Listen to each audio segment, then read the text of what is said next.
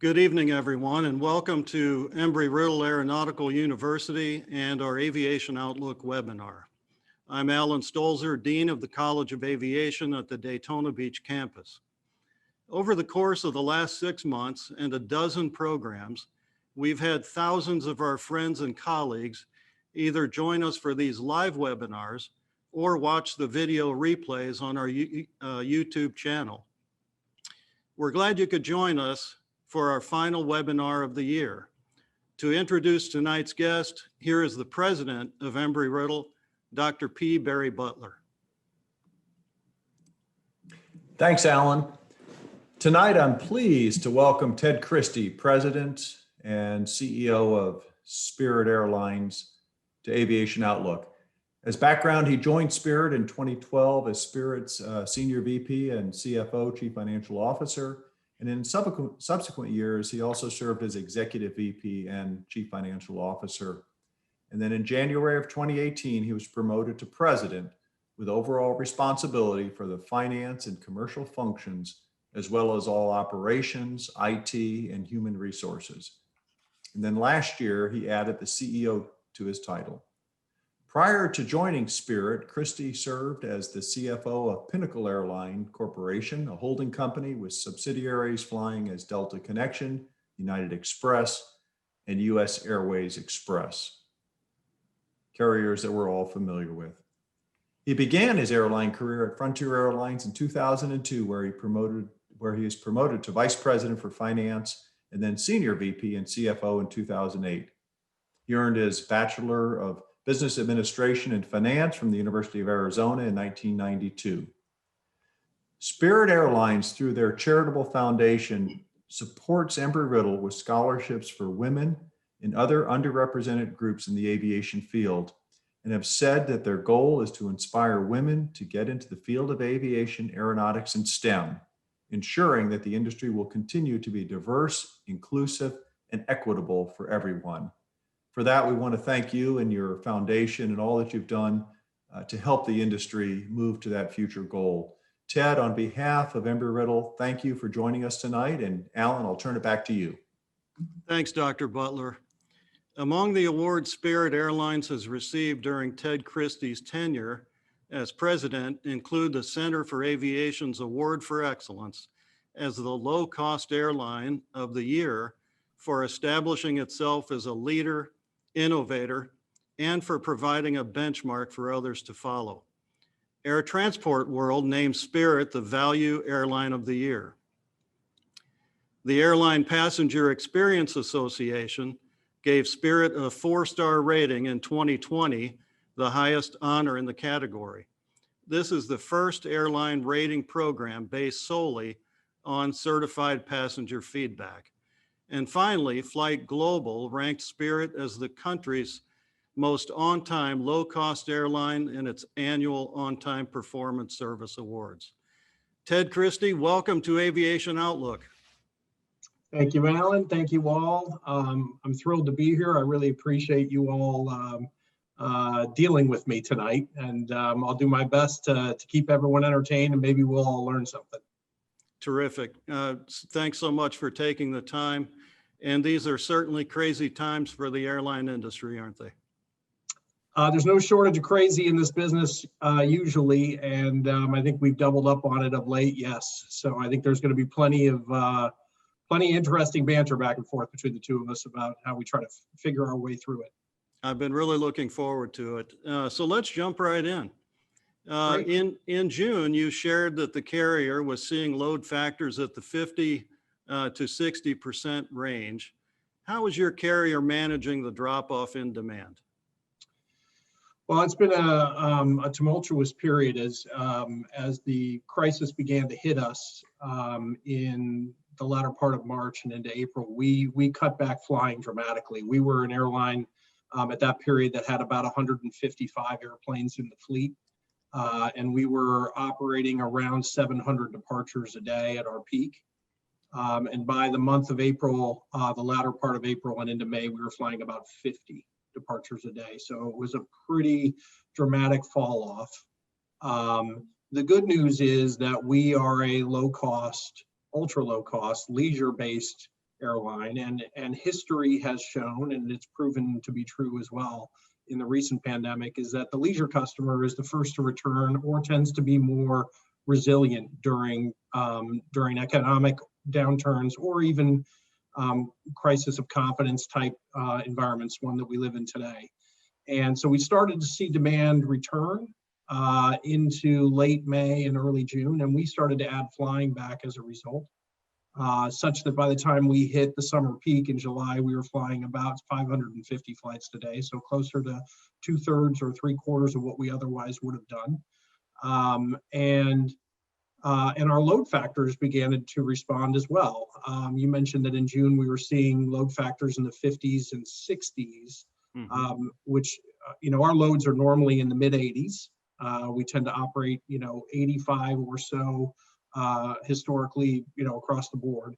And then as we headed into the later summer and fall, those loads began to climb into the high 60s and even the low 70s. In fact, we just reported our third quarter results, and our load factor in the third quarter was around 69% for the full quarter. And we indicated on the call that our October load was going to be somewhere in the mid 70s, actually. So I think what it points out is that the low fare leisure customer is still there. They're looking for a bargain. There's no doubt about it. And so with our cost structure, we're able to offer very low fares, and our ancillary based structure of the product, which means you have the right to pick and choose items that are important to you, allow our guests to engage in a very low cost way. They can travel very affordably today, and I think they're doing it on Spirit more than they're doing it anywhere else. That doesn't mean we're nearly out of the woods. This is still a very difficult situation. The airline business is still in a net loss position, including us. But our recent numbers have shown that our ability to climb our way out of it will probably happen sooner and faster than any other airline in the space because of our cost structure and our attraction to the leisure guest. That's really an amazing statement. As you look forward, what time frame can you really anticipate for that in terms of climbing out of it to be at a point of break even or profitability? Well, I don't know for sure. It's a crystal ball question. Yeah, that's right. If I did, we'd all be millionaires. But I can tell you that it starts with capacity. The airline business is a fixed base business, right? We still, even though Spirit is a very low cost business and a very historically very thin fixed cost business, we still have about 50% of our costs are fixed in nature. A lot of that is in aircraft expense, but a good component of our labor is fixed as well. And so when you have a fixed based business like that, you've got to operate a considerable portion of your capacity to start to get to break even. And so I think it starts there. I think the signs that we've seen and our recent deployment, we mentioned on our call that our fourth quarter capacity will be down about 25% year over year, which again is more than you're seeing out of our peers in the US space. They're down probably closer to 40. And so as we climb our way out of the cellar and get back to normalized capacity, that's the first step. Then you can maximize your load factor and get the volume moving through your system again, and then you optimize the ticket price. That's the order of profitability in the business. Our view right now is that by the summer of next year, we anticipate, if we're right and our base case is correct, that our capacity levels will look like 2019. So we'll sort of be back to the pre-COVID levels by the summer of next year from a capacity standpoint. Then we need to get demand moving again, which is a question that I don't have an answer to, but I think it speaks to the confidence of the traveler, the overall macroeconomic conditions, the price point prevailing in the marketplace, all of which, are questions that I don't have answers to, but we're doing our best to address them. I know that much. Sure, absolutely. I wanted to ask you, I saw a recent study by the U.S. Transportation Command and the Defense Advanced Research Projects Agency that concluded that it is very unlikely that you'll contract the virus during an airplane flight. This study's findings is certainly a positive development. What else needs to be done in order to enhance consumer confidence? Because a lot of this is about consumer confidence in airline travel at this time. It is. I mentioned earlier, we're in a crisis of confidence, not unlike the way the country felt after 9/11. Right. Where people were simply just unsure and afraid to travel on airplanes. I think that is part of what we're seeing here today. And the study that you mentioned by the Department of Defense, in addition to studies recently released by IATA and another one done by Harvard University, all validate what you just said, which is the air quality on board an airplane is akin to a hospital operating room because of the frequent recirculation of airflow and the HEPA filtration systems on modern aircraft.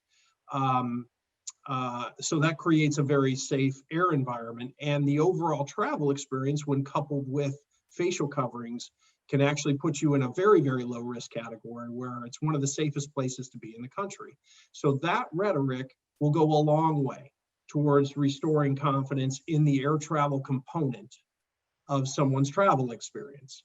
And I think the airline industry broadly is doing its best to advance those things with mandatory facial coverings on board all US carriers, the reiteration of the air quality discussion that we just had, and regular antimicrobial fogging and disinfectant procedures on board airplanes. All those things will help restore confidence. I think the next big leap will be in the chain of travel beyond just the air transportation component of it. People also need to feel comfortable that when they get to their destination, that the places they go to will be safe.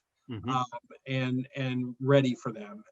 And places like Disney and Universal here in Florida, or restaurants and bars, or concert venues, or sporting events, all those things have to go through the same procedures that we've had to go through. And I think we're on our way to doing that.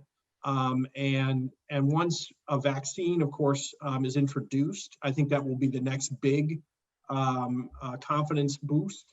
But we're not relying on that. We actually do believe that the leisure traveler can get themselves comfortable even despite a vaccine not being in place yet, with the other initiatives that we discussed. So I think continuing to talk about it is the best way.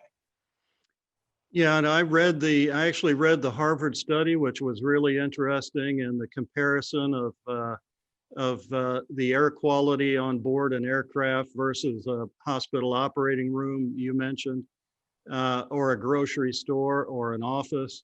That's right. And it really, really compares favorably in terms of the air quality on an aircraft. And it seems like if that were more broadly understood, that would enhance the consumer confidence. I agree. And we've been beating that drum pretty hard. I know our aircraft manufacturing partners, Spirit is an all Airbus customer, by the way, and the folks at Airbus have been working very hard to advance that message on our behalf as well. And the airline trade organizations are doing that also. So I think that the customer, and in our case, the guest is hearing it, and they're starting to feel better. We can see it in traffic. We can see it in load factors. And that is the first step to recovery. Sure. So let's talk a little more about the cleaning and so forth to better understand what you folks are doing at Spirit. So we know that, the airline industry uses HEPA filters on the aircraft. We hear that airlines have enhanced cleaning procedures and are paying special attention to high touch areas. Talk about what Spirit is doing in particular, how you're cleaning the aircraft, and kind of what you and your colleagues have learned over the past several months going through this process. Yeah, it's been another one of those big learnings to come out of this crisis is the cleanliness on board the airplane and how it's presented to the guests as they get on board the airplane. They're looking for assurances, visible assurances that the airplane is safe and clean. And we believe that's always been true, but we as an industry, and Spirit specifically, have enhanced those procedures dramatically since the beginning of the crisis. It started with disinfectant cleaning procedures that were mostly very high touch, so labor intensive. We had people wiping down surfaces, the PSU units above, the seats, the tray tables, the lavatories with disinfectant cleaner, all of which, and we were previously using disinfectant cleaner that was hospital grade, so it was already certified to kill all viruses, including the coronavirus. But then we began to learn about new ways to tackle the problem that could remove a little bit of the overhead, the time associated with doing it. And we specifically did a lot of research and determined that we could do some fogging procedures to add the disinfectant a little bit more quickly on the turn. And then when we have more time, when the aircraft remains overnight, we actually add an antimicrobial layer also through fogging that kills the virus upon contact, and that actually exists on those surfaces for 30 days, although we reapply a little bit more frequently than that. But it does create a barrier that we've learned about as well, and still using wipe down cleaning and on high touch areas on the turn, like the seat belts and the door handles and tray tables, but really relying on that antimicrobial layer to act as a good barrier for our guests as well. So it's been a 3-layered approach. It's been disinfectant and antimicrobial. It's been the air filtration quality and recirculation systems, and then finally the facial coverings mandated on board the aircraft. Those 3 layers together, we think, creates a very safe environment. I like your term visible assurances. It's really important that the traveling public sees what is being done, not just hearing that it's being done, but they actually see the evidence of that. Without a doubt. Yeah, what other ideas do you have in terms of, or really aside from cleaning the aircraft and those sorts of things, about what can be done to increase the confidence of the traveling public? What else can be done? Well, initially, when we all faced this, Spirit did, and the broader industry began first by granting all the travelers flexibility. So, our product is not a shelf-stable product. It is an expiring product. The minute the airplane leaves the ground, those seats are now spoiled. So if they're not sold, they're not worth anything.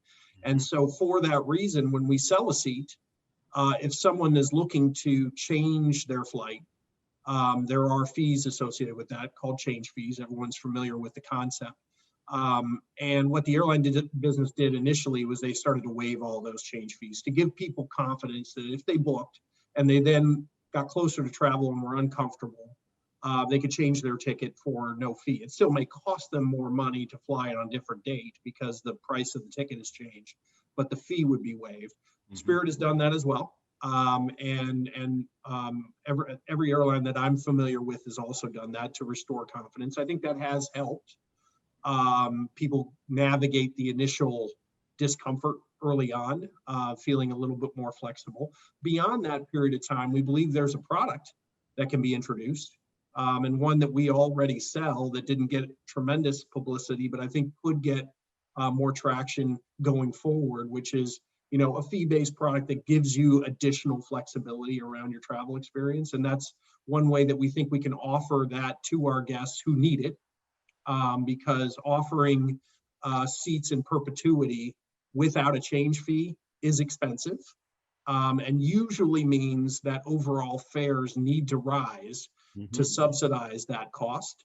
And we are not in the business of raising fares. So we look to keep our fares very low and then offer products to people that are important to them only, and not subsidized by the broader group. So I think there is a way to construct a product that can make people feel a little bit more comfortable from a flexibility standpoint. I think there's also a way to create a product that gives people more space. Today, Spirit has, since the beginning of the crisis, always been selling every seat on the airplane, And there are only a handful of airlines today that are what we call blocking the middle seat, or limiting their load factors to give people more space. They've already indicated they intend to sunset that provision, such that by the end of this year, the whole industry, largely speaking, will be selling every seat on the airplane. But to those people who like having the additional space and it makes them feel more comfortable, I think there's a product there that can be constructed and sold, and that might work for some people to get their confidence back as well. So I think that there are still things that can be done to help address consumer confidence. But I mentioned earlier that a component of it has to be in the non-airline part of the travel experience, which we're less in control of, but supportive of. The hoteliers have obviously done a great job. I believe the theme parks are doing a great job of that as well. And I think we'll start to see that more and more at the public gathering spaces so people can get their confidence level up. Excellent. You know, I've been so impressed with how the airline industry has, in general, responded to this health crisis. I think I read that you mentioned you were proud of how the airline industry has come together during this time. Can you talk about that? What your thoughts are about that? Yeah, we have a very competitive industry.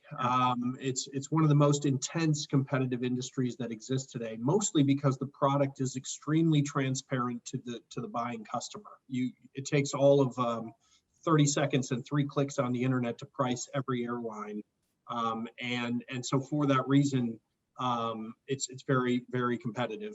One thing airlines have never competed on is safety.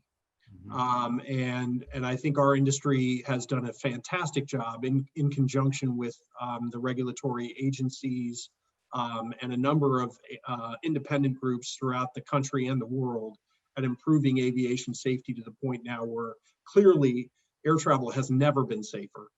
And I think that's a credit and a testament to the work that's being done across the board. Where we do not view that as a competitive advantage, and we participate in groups together, talking about what we can learn.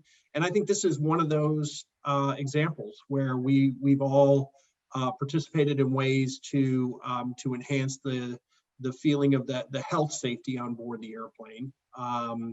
And, you know, I mentioned that Harvard study, that was a study that was commissioned by the industry, broadly speaking. So every airline participated in that together, even though we're competitors, because we knew that the results would be positive for the advancement of aviation. And so I think that those are examples of ways that we've learned from each other and taken away things to make people feel more comfortable, to make sure we're doing the right thing on board the aircraft. And I think that will always be true of our business. While we're fierce competitors, we do not compete on safety.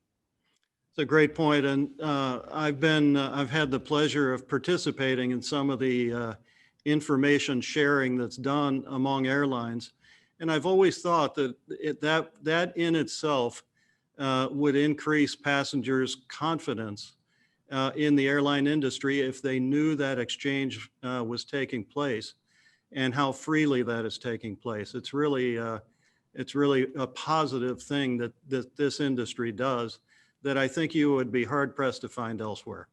I agree, and one that we're very proud of as a group, because, as I said earlier, it's led to results that cannot be questioned. Air travel has never been safer, and I think that's a testament to that. Spirit, like many carriers, has operated repatriation flights earlier this year. Can you share a bit with our audience about the planning efforts to operate those flights? Yeah, it's one of the things I'm most proud of our group, and there have been a lot of reasons to be proud of them. You know, the esprit de corps of this team shocks me every day. I'm humbled to be part of it. It really is a fantastic company and a great place to work. And we have, in my opinion, some of the best talent in the industry. And they solve problems in real time, and they do a great job.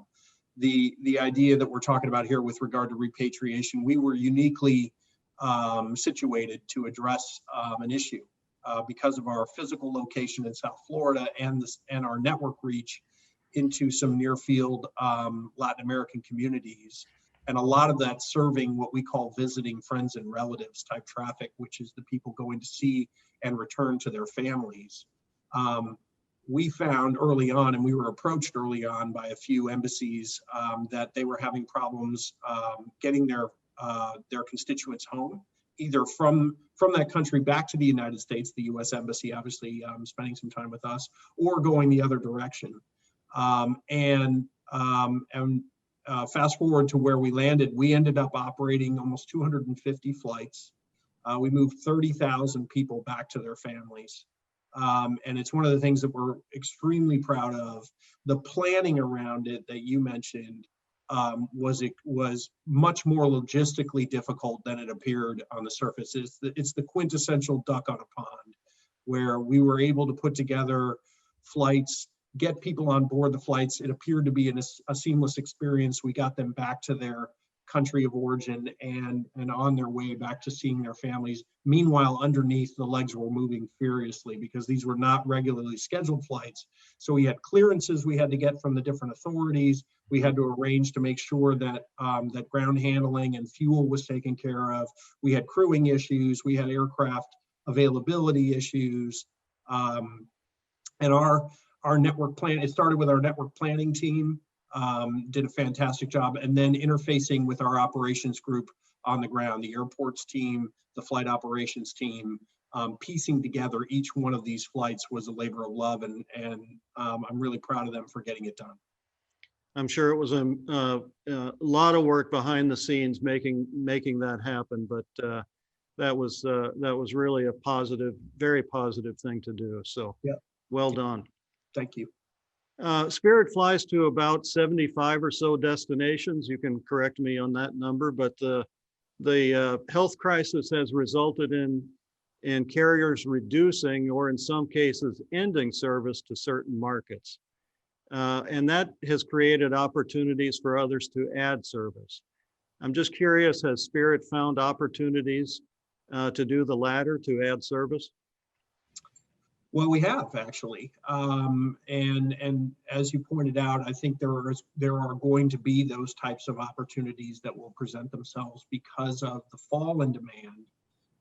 The fall in demand is forcing incumbent carriers to skinny down their route opportunities to address the lower demand. Mm-hmm. And what that can do is expose certain markets that previously have been out of our reach, either because of lack of airport access because of slot control, or lack of airport access because gate control, there's no available real estate at the airport. And so we are definitely have our heads on a swivel looking around at places where we may or may not be opportunistic.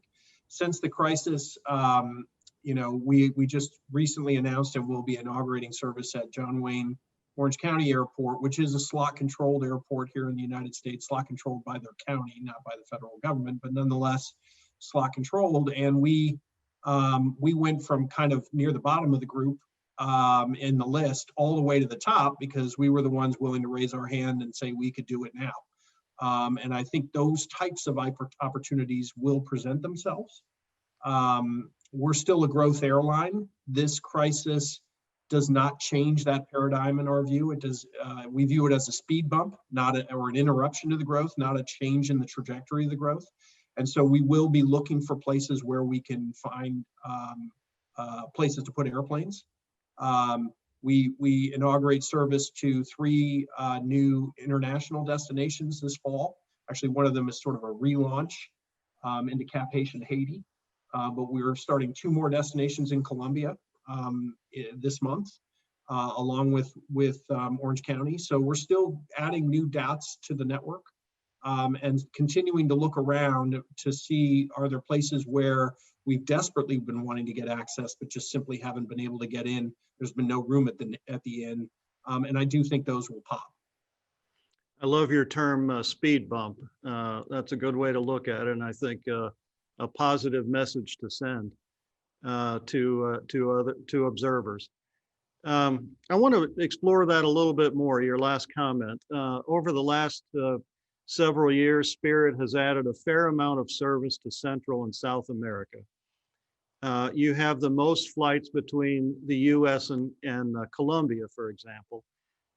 It was also the first international airline to resume operations to Colombia, which you did in mid-September.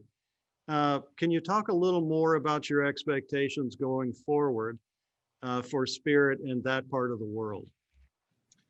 Well, I think it fits in nicely with the discussion that we just had. I think we've always been fiercely protective of and very defensive of our international presence. Pre-crisis, pre-COVID, it was about 15% of the airline. So not a massive part of the airline, but a noticeable one. And the opportunity that we began to explore was finding new launching cities in the US down to Latin American destinations that we already served. And we inaugurated service a couple of years ago out of Orlando to a lot of those places. We had a growing presence in Houston to a lot of Central American locations. And then we were sprinkling in some international service point to point out of some northern cities like Detroit and Chicago and Baltimore. And I think that those opportunities still exist and will exist going forward. But also, for the same reasons that we discussed earlier about limited access to and or difficult to gain access to places, there will be some churn in Latin America. There's already a few airlines in the Latin American area airspace that are in bankruptcy, and some very large airlines, in fact, and it is our expectation that they will be smaller coming out of those restructurings. And so we will evaluate those opportunities. And it could include new destinations. It could include increased frequency on places we fly today. But we've developed an expertise around, and it's not easy. It's not as simple as flying from Plattsburgh, New York to South Florida. It's a different operating environment, and it's a different regulatory environment. When you fly into different countries, each country has its own rules and regulations. And we've developed that expertise over the better part of 15 years. And so I think it's a muscle that we can continue to flex. Very good.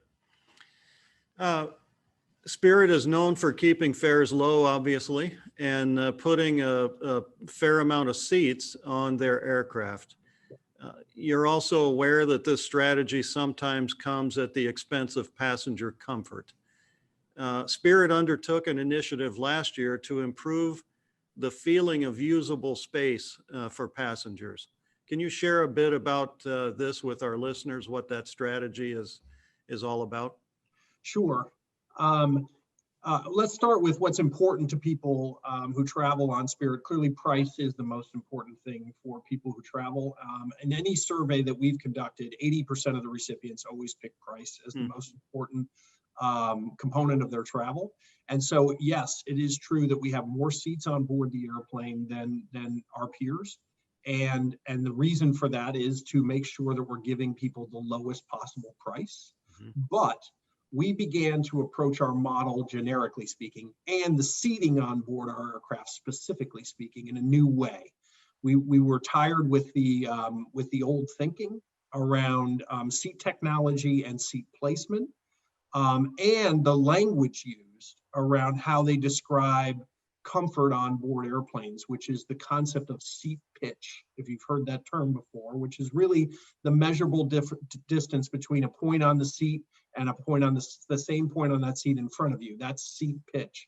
And seat design and seat ergonomics design has invalidated that term anymore. And so what we did is we worked with the manufacturer of our seats and an ergonomics design firm to come up with ways to increase the usable space around your legs without having to take seats off the airplane.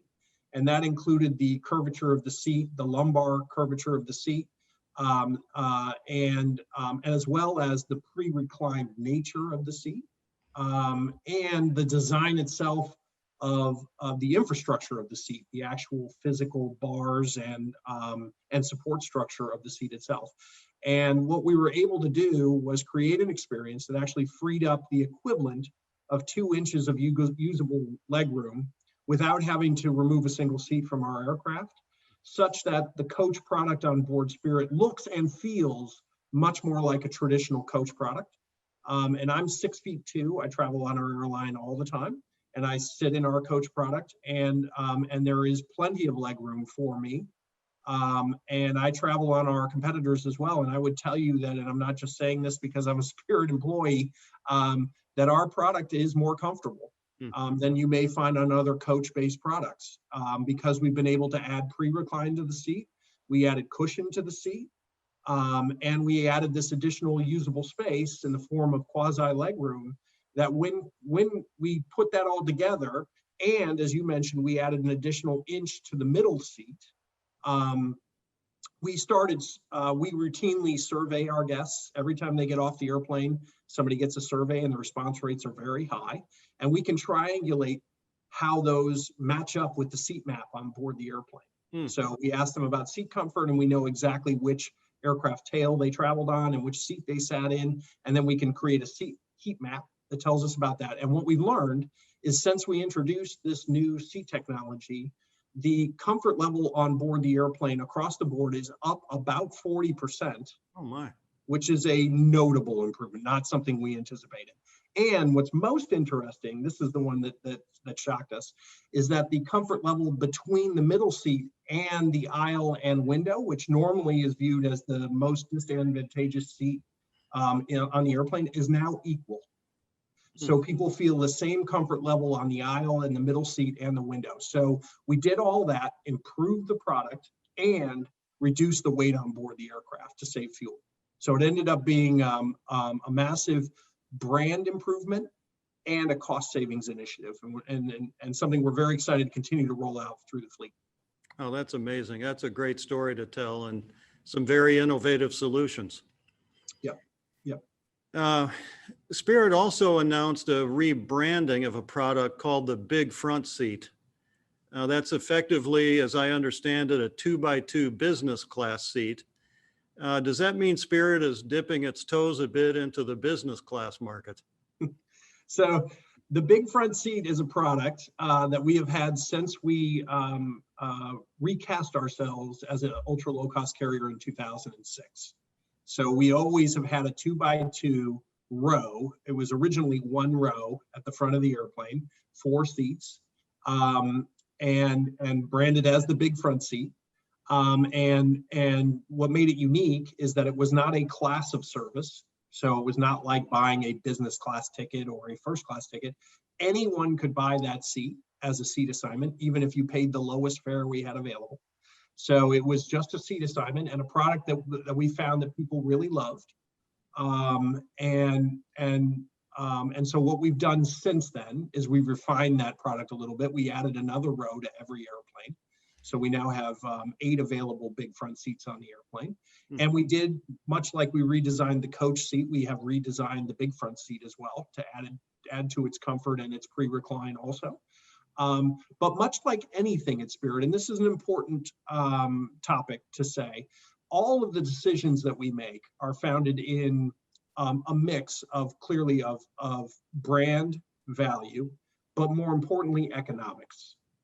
And so any change that we make to the cabin, to the fuel efficiency of the airplane, to the look and feel on board the airplane, to the way we service the airplane at the airport, to our guests' experience at the airport, all of that starts with an economic exercise. And so a product like the Big Front Seat must earn its way onto the airplane, or else it will not exist. And so we do not view it as a competitor to business class products. It is a product that we offer to people who want more usable space. And what we find is that it's got great receptivity, and I think it's one of the best values in the sky. If you haven't flown Spirit ever, or if you've flown Spirit and you haven't partaken in the Big Front Seat, you should.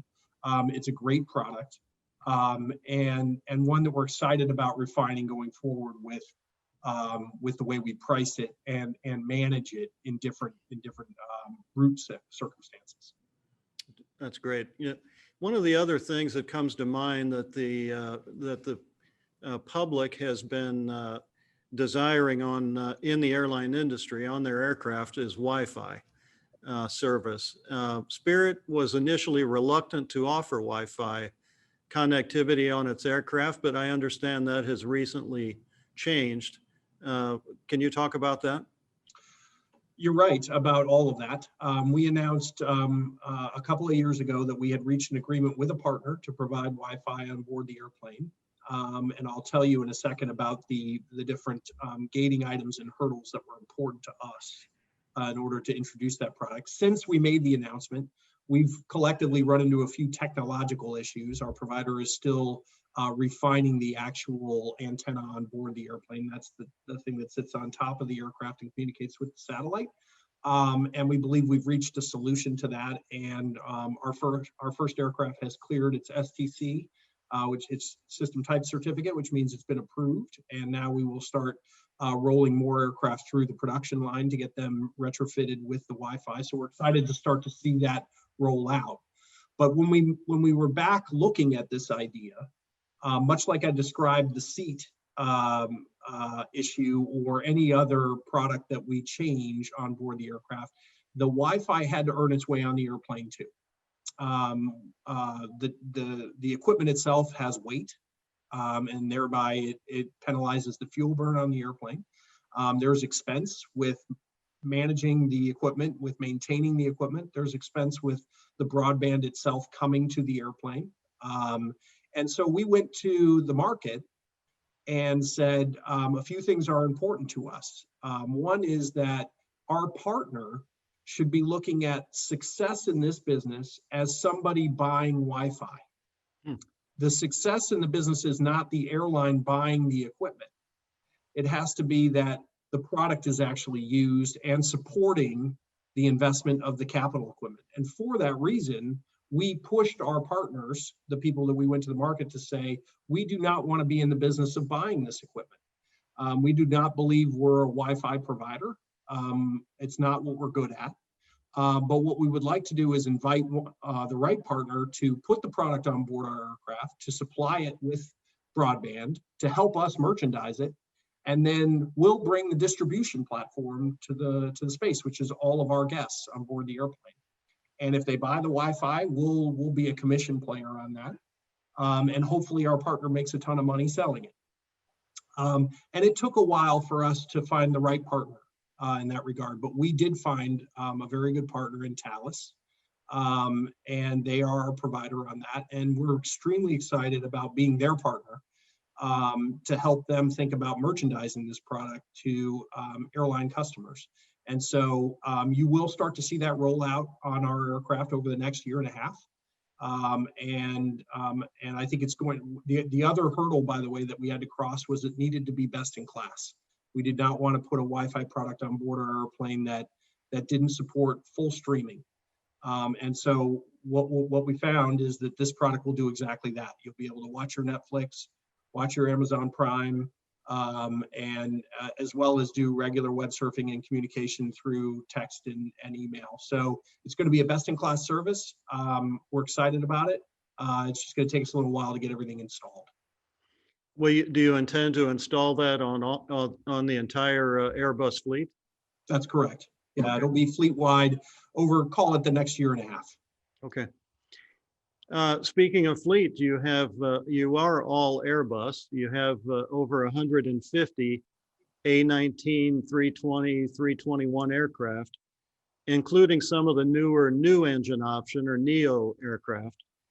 The average age of your fleet is only 5.9 years old, which is a very young fleet. I suspect our listeners would be interested to learn how operating the same fleet type makes sense from both a business and operational perspective. What are your thoughts about that? Yeah, it's one of the hallmarks historically of a low-cost airline, which has been to operate a single fleet type. And if you look back in history at our predecessors, the other low-cost businesses, low-cost airlines worldwide, clearly in the United States, Southwest is the grandfather of that type of model. In Europe, you have Ryanair. In Asia, there's ERAU. All of those airlines doing a great job at delivering low fare service to their customers. Well, one of the things that tends to be consistent is that within that low cost product, they tend to operate the same aircraft type. Now, a few have strayed here and there, but there are reasons to hang on to that as a cost driver. When you have the same aircraft type, your pilots and your flight attendants and your mechanics can all work on every aircraft in your fleet. And that creates tremendous redundancy and interconnectivity from a crew networking perspective. That is an efficiency driver. So introducing a new aircraft type, while not impossible for any business, can complicate things from a staffing perspective and a maintenance perspective, and add costs to the business. Now, you can justify that by negotiating a different purchase price up front on the airplane, or other ways that you could justify doing that. But thus far, we've stuck to our knitting, and the Airbus family does give us the ability to operate all different sizes of aircraft. We operate, as you mentioned, the smallest 320 family aircraft, which is the 319. The workhorse of the fleet, which is the 320, and we have the biggest aircraft in the family, which is the 321. And so we use those different sizes to optimize each aircraft's placement on our route network, but we don't have to compromise the fact that we have the common cockpit and a uniform set of spare equipment and people that can work on the same airplane. So common type rating from the pilot standpoint from the FAA, correct? That's correct. Yep. So they can move seamlessly between the cockpits as they're moving through their regular pairing, their crew pairing. They may fly all three different aircraft types in one day. Right. Spirit achieved first place ranking in both on-time performance and completion factor as measured by the DOT. Congratulations on that. During the months of March, May, and June of this year. Achieving those milestones usually requires a carrier to maintain a certain number of spare aircraft, increase block time in the schedule, and in some cases, reduce crew productivity. It's a balancing act. How do you manage that? Well, it's been one of the more fun and interesting projects that we worked on for the better part of 3 years, actually, to improve the reliability of our product. We knew we had a great product, which is we offer low fare services to an opportunity to people who have not had the ability to travel and see new places and see their family with any degree of frequency. It's taking a luxury good, which is the concept of travel, and bringing it to a much broader array of people.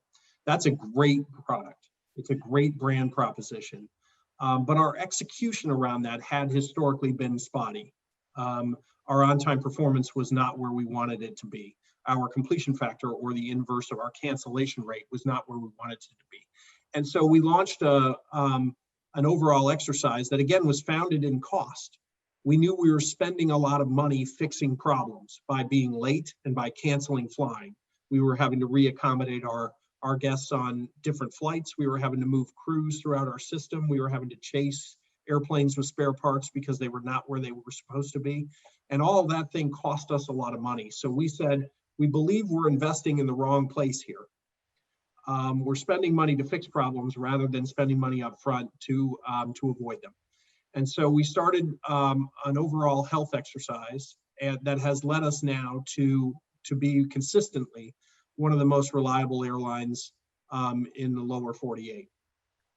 And something that we're very, very proud of, because we've been able to do that and widen our cost advantage while we did it. So we held on to the cost structure because you mentioned it's a balancing act. Oftentimes when you have increased reliability, it does come with expense, either in the amount of time that the aircraft flies every day, which is expensive time, or in the amount of sparing that you have in your system with the number of aircraft spares or crew spares that you have lying around. Those things can be expensive, but we were able to navigate that and offset it with the savings that we could get on the backside, and improve the company's cost structure along with our brand. And so this year is unusual because every airline has a lot of resources sitting around. None of us are flying at our peak. And so everybody's got spare aircraft around, everyone has additional crew. But I would say that that's equal across all airlines. And so in that environment, we're still a relative outperformer, which I would expect. And it's become a badge of pride at the airline. But it is always a balancing act. And so every period, we always evaluate, are we in the right place? Are we providing the right product to our guests, but also balancing that with low fares? And so, it's a constant improvement process. It's a little bit of a pendulum. You swing one way or the other till you find the right equilibrium. And I think we're doing a nice job to deliver on that with our guests and our brand promise. Constant monitoring of key performance indicators. That's right. The airline business is, as you know, has got a plethora of metrics. It's a very analytical business because it's a high volume business. So there are so many operations every day, takeoffs and landings, guest interactions, bag interactions, crew movements, all of those things with that high volume create natural metrics, which then create natural KPIs, which we all measure and we track and perform against. And so for numbers nerds like myself, it's a fascinating business because small movements can have outsized impacts in an industry like ours. Absolutely. You mentioned bag interactions. You were already investing in new technology that would allow passengers to engage in more self-service, such as self-bag tag machines, self-bag drop machines, et cetera, prior to the pandemic. I suspect you view those investments as really paying off at this time as you're trying to protect your employees and guests by reducing contact. Is that a true statement? Yeah, it ends up being a little bit of a win-win here. We launched this processing, like you said, in advance of the crisis because we thought it would be, first of all, our guests were telling us they wanted it. They were looking for a more seamless experience at the airport. And we knew it was a cost-benefit exercise for us as well to increase the speed with which people interact with us at the airport and the speed with which they can check a bag. And so we found ways that automation could assist us in doing that. But it also, in the current crisis, reduced face-to-face interaction, which was viewed as a positive as well. In fact, late this summer, we debuted, we were the first airline in the United States to debut biometric validation of identification at the bag drop point. So as you know, as a traveler, I'm sure when you drop your bag at the airport, there is a requirement, an FAA requirement that your identification is checked against the bag tag itself to ensure that the passenger is the same person who is dropping the bag. We were able to, with new technology and working closely with the TSA, to develop biometric validation of that very check. So now, and it was debuted at our in LaGuardia and then pushed forward in O'Hare Airport, and we'll be looking to roll this out system-wide over the next year or so. You can tag your own bag, you approach the machine, you put the bag on the machine, you scan your ID, it recognizes who you are. Once that's validated, it scans the bag, weighs the bag, and sends it on its way. And that interaction can be done in a third of the time that it previously required. So it's going to be a very positive step forward. Excellent. We have a lot of students watching tonight, among others, and just wanted to ask you a few questions really about your own career trajectory. You're in a unique position now as an airline CEO. What 2 or 3 things have you learned along the way that's helped you succeed in this industry? Yeah, it's a crazy business. I never thought that I would be sitting here. I really enjoyed my prior job as CFO of the airline. I thought that was a lot of fun, and I enjoyed every job that I had prior to that. I started out in the business as a financial analyst, and learning the business that way was a great way to learn it because you touch every component of the business. But I think that what I've learned going through this job or going through this industry, but I think it's true no matter what you do, is that your leaders are looking for people who are engaged and ready to work. And so I always raised my hand. Anytime there was anything to do, a new project to work on, something that looked like it required an additional hand, I was there because I was interested in it and I was curious. And I think that that was generally received well. And I know now, as a leader of this business, the people that I find in my company that do that tend to accelerate their movement through the company. So showing interest, raising your hand, willing to put in the work, is clearly something that everyone who's fascinated by the industry they're in would want to do, I think. And so that engagement is something that I'm always looking for. And I think it wasn't a strategic decision on my part. It was just something that I wanted to do. And I think that worked out well. The other thing that's a good takeaway is always be learning. It's a leader's job to always be teaching and learning. And I think that's true of folks joining businesses as well, to always be learning, to always be teaching. And that means you should be reading up on your industry. You should be studying your own business. You should be learning from other side businesses, things that they do that can be applied. And having a good voracious appetite around that is an extremely good quality and a good sign as people are navigating their careers. It's great advice. One of your predecessors at Spirit, Ben Baldanza, we were fortunate to have him as a guest on Aviation Outlook a few weeks ago, and he noted the importance of mentorship in his career. Could you do the same? What role did mentors play in your own career? Yeah, I look back on my career and I've been fortunate to be the CFO for a few CEOs and to work for 4 CEOs in the airline industry. And I took away things from each one of those people. And I view them all as in some way or another as a mentor of mine. I worked for Ben for 4 years, and I learned a ton from Ben about how you talk to people about your business and how you sell your business and how you express concepts in ways that people can understand. And I worked for Bob Fornero here at Spirit Airlines for 3 years, and Bob's knows more. He's forgotten more about the business than I would ever learn. And I learned a ton from him. I worked for Sean Mankey at Frontier Airlines, and I learned a ton from him as well. So I view them all in some way or another as a mentor of mine. And I think there's pieces in each one of their styles that exist in the way that I do my job. And then I've got my own piece that I kept too. So finding that right person to attach yourself to that you believe in, that you think you can learn from, is also important in advancing your career and continuing that education process that I described earlier. Sure. Great. Again, great advice. You've been in this industry a while now, quite a number of years. What makes you optimistic about the future of the aviation industry?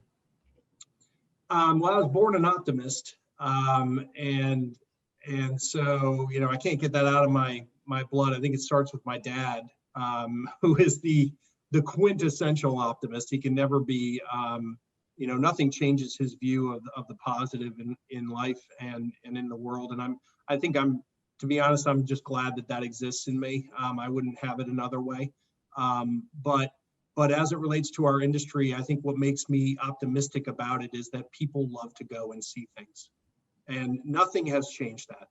The current crisis, the great financial crisis in 08 and 09, 9/11, the Gulf Wars, nothing has shaken that confidence or that desire for people to go and see new things, to experience new things, to spend time with loved ones and friends. And I know that that's going to be true going forward. And so our passion at Spirit is about getting people to those places, and that's not changed. And so will our business adjust as a result of the current conditions? Absolutely. And there may be changes in the way that we deliver our product. but over the long term, this is a growth industry. There's tremendous opportunity here. And I know that at Spirit specifically, we've got a group that's rallied around the idea of taking air travel and giving it to more people. Sure. And I think that that's a powerful brand proposition and a powerful mission statement for our group to hang on to. You know, I'm looking at the clock and I can't believe how fast this hour has gone. So Oh, we're done. Well, close. Let me ask you one last question. Oh, okay. I'm looking at your background. You have a number of guitars hanging on the wall, and we actually have a member in our audience who indicated that you play trombone as well and play it very well. What's your interest in music? Yeah, I've always been musical. I did play trombone decently, but I haven't in quite a while. I've always been musical growing up. I loved it. Our house was a musical house. There was a lot of singing, and I was involved with that at a young age. And I think I find relief in it. I think it's a stress reliever for me. And I played music after I left college with various groups and bands, and always loved it. And it's a hobby, it's a passion, and something that I can't quite shake. So when I'm in a social setting, I'm usually driving the discussion to, well, what are you listening to, or you know, what do you like to listen to, and I just find that fascinating. So yeah, and then plus it ends up being a little bit of an investment here and there, which my wife has been patient about. Excellent. Well, and it's good therapy, so good stress relief. Indeed. Ted, I can't thank you enough. This was a great conversation, very insightful, informative. I really appreciate you taking the time, spending part of your evening with us, and thank you very much for that. You're very kind. I was glad to do it. You did a great job, and to the audience, stay focused on a great industry. We'll look forward to welcoming as many of you as you can down to wear the black and yellow at Spirit. So look forward to that very much. Thank you, sir. Appreciate it. Well, that was a great wrap up for our first year of amazing guests. We produced a dozen programs between May and November, and every one of our webinars was unique, interesting, and I think thought-provoking. And many of our guests were actually Embry-Riddle alumni. We talked with the administrator of the FAA and the chairman of the NTSB. We spoke to airline captains, the Kennedy Space Center weather officer that decides go or no go for rocket launches, the CEO of a major American airport, the chairman of Airbus Americas, and Embry-Riddle's president, Dr. Barry Butler. Our Women's Network panel, consisting of 4 Embry-Riddle graduates who are on the FAA's new Women in Aviation Advisory panel, was a focal point of our virtual homecoming in October of this year. They represented airline leadership development, flight training, safety management, urban air mobility, academia, and advocacy, working to increase diversity across the spectrum of the industry, and specifically the recruitment and retention of women in all aspects of aviation. Throughout all the programs, we discussed the effects of the pandemic on the aviation industry, but also reaffirmed that this industry is one of the most innovative, flexible, and resilient champions of commerce and technology in the world. And the 10 million people in the US who work in this industry will continue to lead the global economy. You can read a recap of any of our interviews by going to our webpage, erau.edu/aviation-outlook, or watch the interviews by going to YouTube and typing ERAU Aviation Outlook. And please give us your feedback on what you liked and what you would like to see in the future. Finally, I want to thank and acknowledge the production team who put our 12 programs together, with a special thanks to Dr. Bob Thomas and Professor Daniel Friedenzone, who shared the moderator duties with me. Thanks also to Nick Peaks for his technical wizardry, Kelly Pratt and James Roddy for communications and publicity, and Barb Venema for overall coordination of our programs. For the deans of the colleges of aviation and for everyone here at Embry-Riddle, we hope to see you when Aviation Outlook resumes this spring semester. Thank you for joining us, and good night.